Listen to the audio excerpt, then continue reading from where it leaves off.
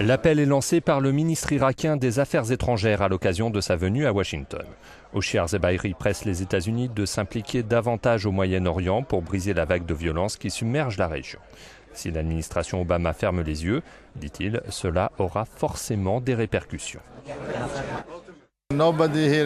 Personne ici à Washington ne devrait sous-estimer l'influence que les États-Unis exercent sur la région à travers leurs valeurs et leur morale. Et pour être honnête avec vous, ça ne fait aucun doute qu'il y a besoin de davantage de leadership. Oshir Zebairi redoute que la Syrie, pays avec lequel l'Irak partage une frontière de 600 km, ne devienne un repère pour Al-Qaïda, ce qui pourrait déstabiliser toute la région.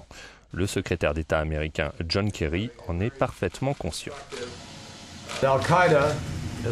Al-Qaïda, comme nous l'avons vu, a lancé une série de terribles attaques visant d'innocents Irakiens.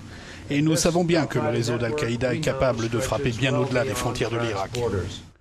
John Kerry parle d'une rue dangereuse à double sens pour évoquer le flot d'armes et de combattants se déversant de l'Irak vers la Syrie et vice-versa. Reste que les États-Unis, comme nous l'explique notre correspondant à Washington, Stéphane Grobeux, ne parlent pas toujours d'une seule voix quand il s'agit de déterminer la politique à mener dans la région. Voir les États-Unis jouer un rôle plus musclé se heurte jusqu'à présent à la réalité politique telle qu'elle est à Washington. L'administration Obama, par exemple, veut vendre des hélicoptères Apache à Bagdad, mais le Congrès y est fermement opposé. Stéphane Grobeux, Euronews, Washington.